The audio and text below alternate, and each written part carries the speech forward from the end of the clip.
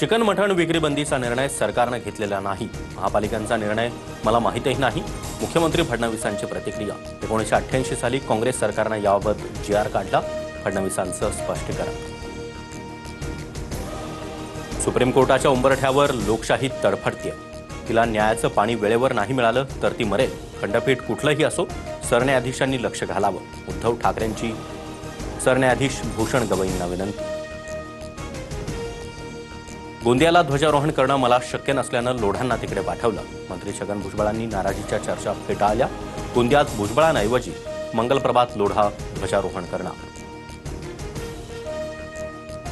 माझ्या मुंबईतील घरांची दुरुस्ती पूर्ण होताच मी सातपुडा बंगला सोडेन। धनंजय मुंडेंचं स्पष्टीकरण।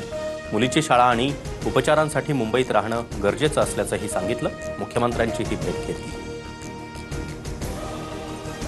मृत व्यक्तींसोबत चहा पिण्याची संधी दिल्याबद्दल निवडणूक आयोगाचे धन्यवाद। ट्विट करत राहुल गांधींचा खोचक टोला। बिहारमध्ये मतदार यादीत मृत घोषित केलेल्या व्यक्तींनी राहुल गांधींची भेट घेतली। सुनील तटकरेंनी उलटी गिनती सुरू करावी। भरत गोगावले यांचा इशारा। रायगडमध्ये तटकरेंची जागा शिवसेनेमुळे आल्याचाही दावा। तर गोगावलेंवर प्रतिक्रिया द्यायला मी छोटा नाही, तटकरेंचा पलटवार। वसई विरार महापालिकेचे माजी आयुक्त अनिल कुमार पवार यांच्यासह चौघांना अटक। अनधिकृत इमारतीच्या मनी लॉन्ड्रिंग प्रकरणात ईडीकडून मोठी कारवाई।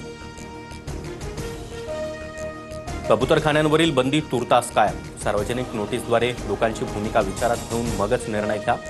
हायकोर्टाचे मुंबई महापालिकेला निर्देश। योग्य तोडगा काढण्याचं मुख्यमंत्र्यांचं आश्वासन।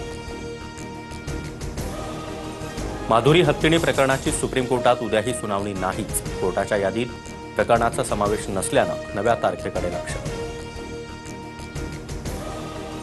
अमरावती जिल्ह्यात सर्वदूर पावसाची दमदार बॅटिंग। शेतात मोठ्या प्रमाणावर पाणी साचल्यानं कापूस, तूर, सोयाबीनला मोठा फटका। तर वर्ध्याच्या आर्वीतील जुनी वस्ती परिसरात नाल्याचं पाणी घरात शिरलं।